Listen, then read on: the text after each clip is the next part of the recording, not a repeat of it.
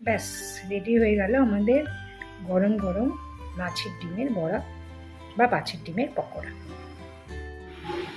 এখানে রয়েছে পেঁয়াজ, আদা রসুন বাটা, ধনেপাতা কুচি আর লেবুর রস। বন্ধুরা, আজ আমি আপনাদের করে দেখাবো মাছের ডিমের বড়া বা পকোড়াও বলতে পারেন। তাতে কি কি লাগছে? আমার লাগছে মাছের ডিম, রুই মাছের ডিম, তার সঙ্গে পেঁয়াজ কুচি, ধনেপাতা কুচি, আদা রসুন বাটা, লেবুর রস। অনেকের আবার মাছের ডিমের বড়া ভাজাতে একটু আষ্টে গন্ধ লাগে, তাই জন্যই লেবুর রসটা দেওয়া। এই গন্ধটা অনেকটা কেটে যায়। এবার আমি এই মাছের ডিমের সাথে এই পেঁয়াজ রসুন বাটা, আদা বাটা, পেঁয়াজ রসুন কুচি, পেঁয়াজ কুচি, আদা রসুন বাটা, লেবু, এবার আমি এই রুই মাছের ডিমের মধ্যে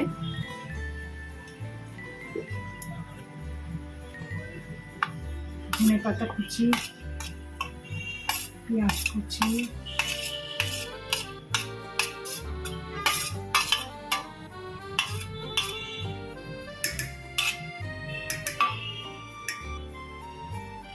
এগুলো মিশিয়ে নেব।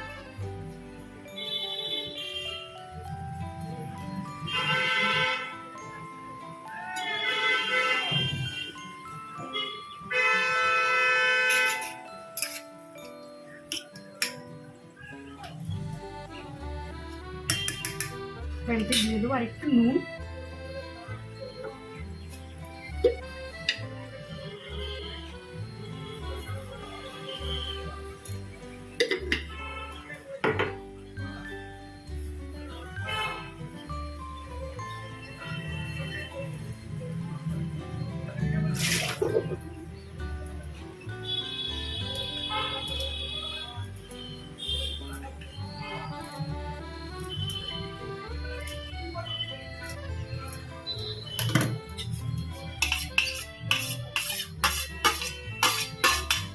অল্প একটু কাঁচা লঙ্কা কুচি।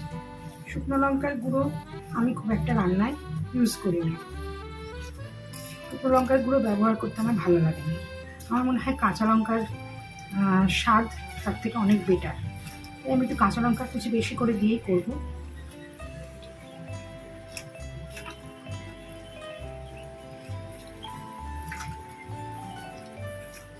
এটাকে ভালো করে মেখে নিতে হবে।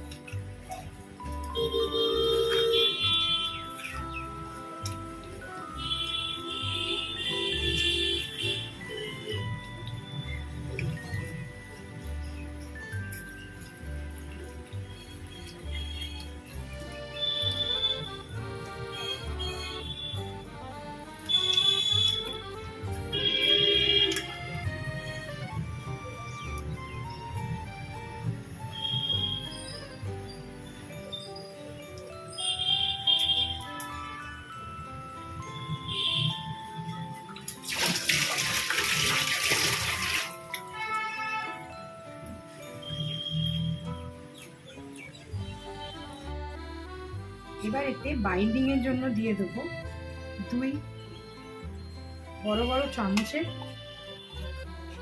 বেসন।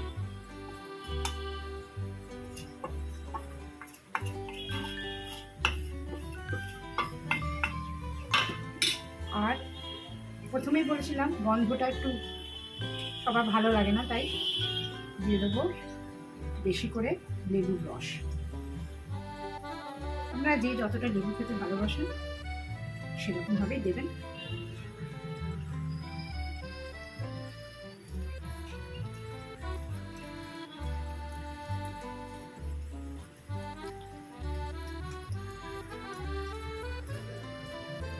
যদি মনে হয় যে আরেকটু বেসন দেবেন তাহলে সেটা যার যার পরিমাণের উপর ডিপেন্ড করছে, কার কতটা মাছের ডিমের বড়া তার উপর সেটা কতটা লাগবে সেটা ডিপেন্ড করছে।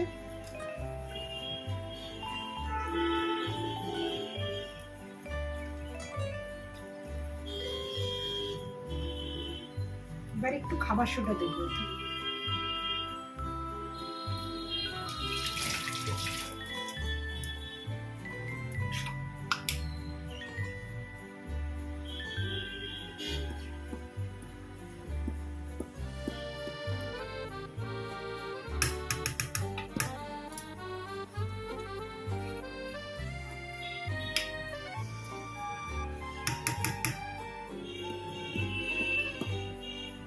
বেকিং পাউডার দেবো।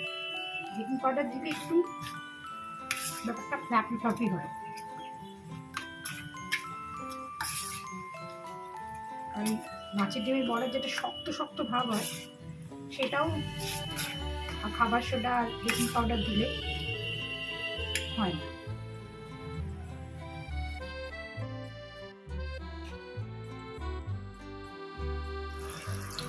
এক পিঠ মোটামুটি ভাজা হলে উল্টে দিয়েছি,